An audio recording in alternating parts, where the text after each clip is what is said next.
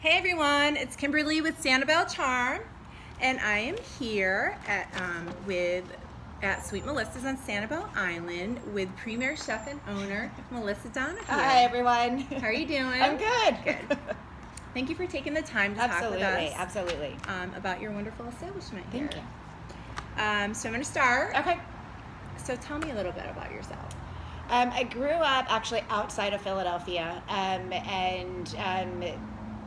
was a stereotypical, it was a suburb of Philadelphia. My father worked in Manhattan though.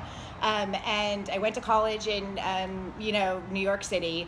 And my dad was working in Manhattan. And so our favorite things to do were to go check out all of the new restaurants. So when I went to college, I was a political science major and then graduated, worked for a New York City council member and then a member of Congress, and then was doing fundraising for a welfare to work program when I was hoping to go to law school, but I got pregnant with my first child.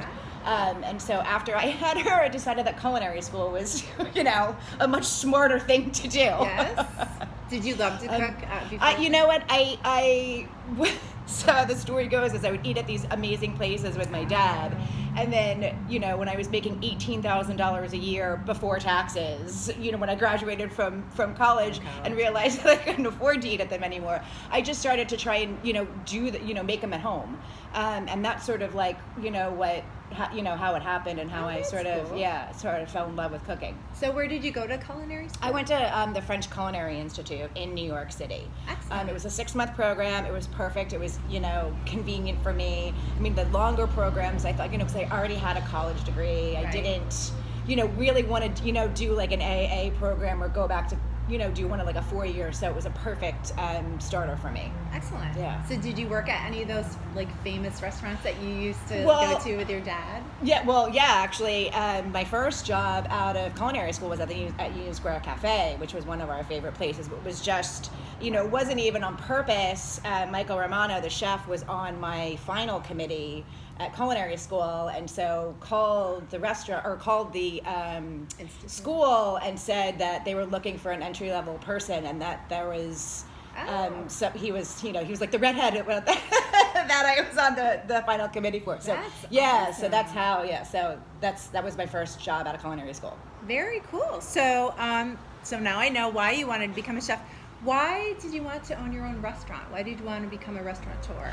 Well, I didn't really want, I think when you're in the industry, you always think about, having your own place one day. I never really, dreamt a lot about it. I actually was in, an insane situation where I fell into redfish, bluefish, which was, down on the end of Tarpon Bay. The woman passed away, right when I was supposed to start.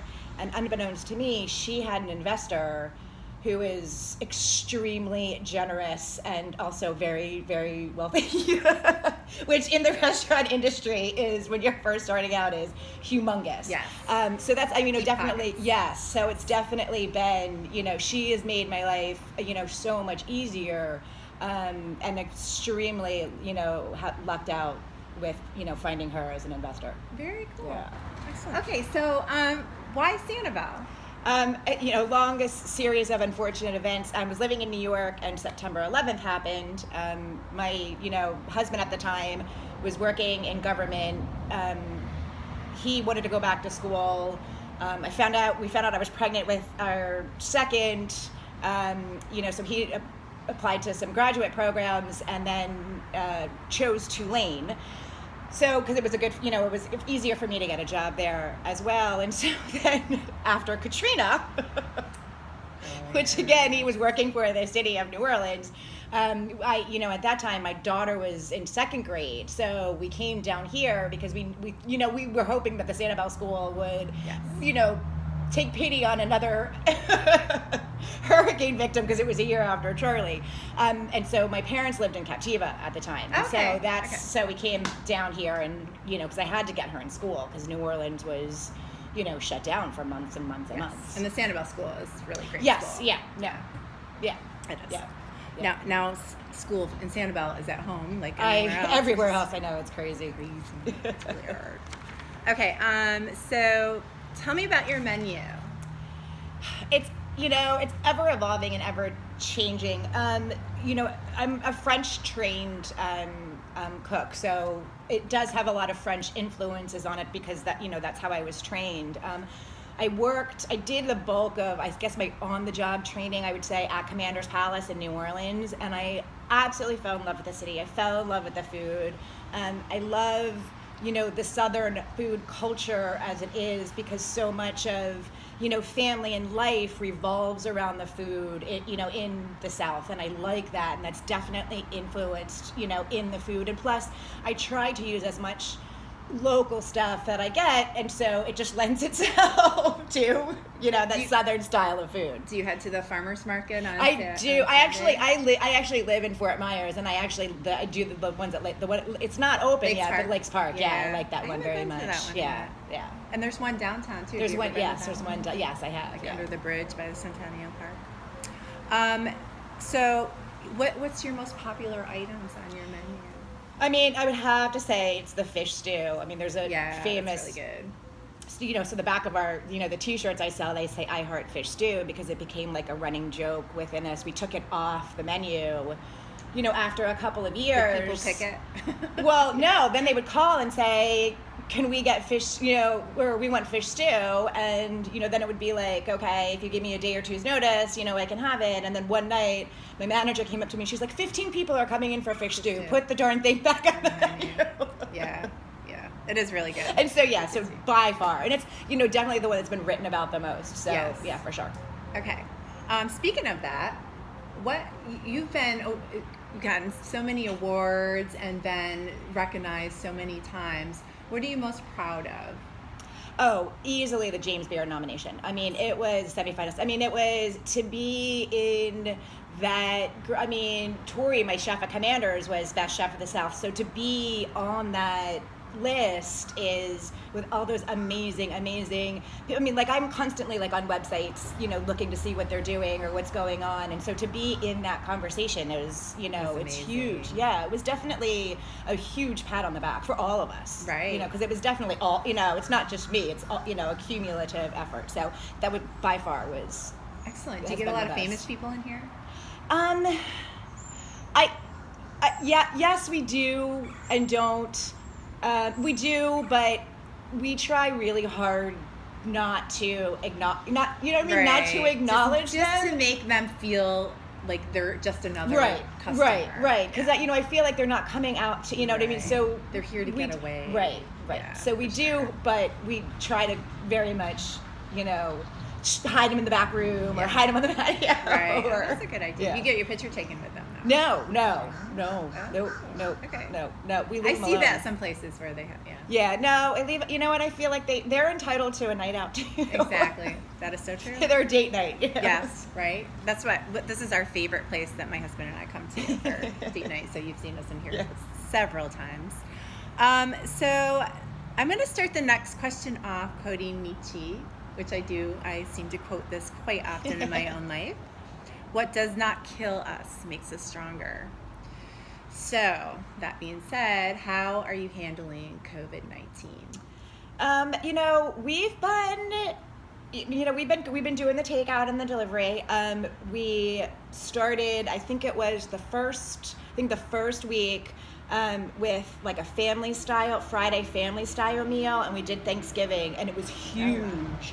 And then we did lobster, and then we did Easter dinners, and we donated for every $50 of food that was purchased. We donated a meal to the to Health Park, and I mean, people were calling, being like, "I just add $200 onto my check so I can provide more meals to the hospital." And I've had so many amazing customers call and just buy, we'll be back down and when this is all over, so I'm going to buy you a $500 gift certificate and I'll spend it when I come back. And so my customer base has been absolutely wonderful in supporting us. And excellent. We sort of streamlined this Friday night to go thing is sort of what's kept us afloat. I think we were being creative and adapting your business model. Yeah. Yeah. So I think in order to survive, you have to be able to adapt your business you model. have to, because you Yes. never know what's going to happen. Right. So are there going to be any changes, like when you get back up and Well, I running? mean, obviously, with the 6 feet apart and the 50%, we're lucky. The summer tends to be a little bit slower for us, anyways. Yeah. So I think that it's going to be an easier, an easier transition Right. for us. But I mean, nothing's gonna change. Are you going to keep doing some of the stuff you were doing before? Yeah. We're still trying to figure out. I think we're going to try to still do be open and do the Friday night That would be stuff, amazing. because I think people still it's something different. It's something. We just have to see if we can pull it If you off. can do it, yeah. Yeah, it's a lot. I mean, these Friday night things, maybe you saw back there, in the walk-in, there's, 500 quart containers Wow. of stuff I'd being like to see packaged that. up right now. I would like to see that firsthand. Okay. I'm getting a little hot. We're sitting outside. There's no fan. Yeah, so I'll take a walk in that. Yes, car. yeah, you can see it. You Yeah. don't mind. Yeah. So that's good. That would be exciting. The adding this. So if you want, you could say that's a positive from this happening. Yes. That Yes. people really seem to Yes. enjoy. Yeah. Yeah. And I heard you doing barbecue tomorrow night. Tomorrow night. Yes. So you need to come on. So I'm personally being coached in real estate, and I'm doing the Tom Ferry program, and I want to shout out to Tom Ferry, Bill Pipes, and my awesome coach Danny Deal. I want to say hi.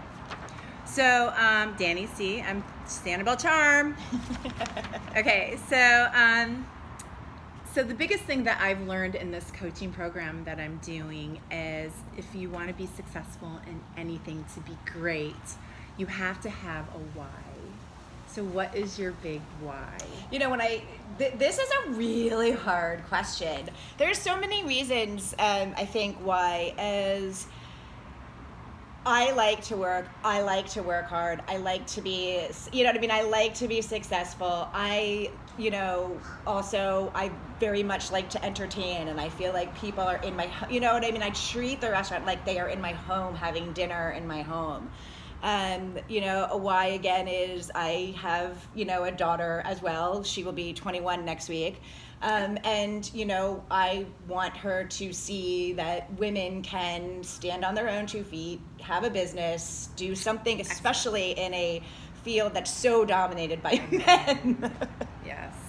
That's awesome. So there's definitely a lot that drives me. Yeah. The whole mentor thing though is amazing, because we women, we're smart and we're strong, and this one, and you are like Mac Daddy strong. Oh, thank you. You are. And she has built this beautiful restaurant and amazing food on beautiful Sanibel Island. You need to come here and check it out. Did I have your phone number right? Do you mind if I give that out for reservations? Oh, no, not at all. Okay, so the address is 1625 Periwinkle Way, Sanibel. Reservations are suggested. Yes, you can do that. You can call. You can actually go on the website and make them. Okay. Or you could call. It's 239-472-1956. There you go. So we didn't have it right. So I'm glad we did that. Yeah. And so the website address is? SweetMelissasCafe.com. Awesome. You got to come check it out. It's really great. So I'm glad that you're doing well. Thank you. I look forward to doing barbecue. Yes. So please come out and check it out. This is Kimberly with Sanibel Charm. God bless you guys. Peace out.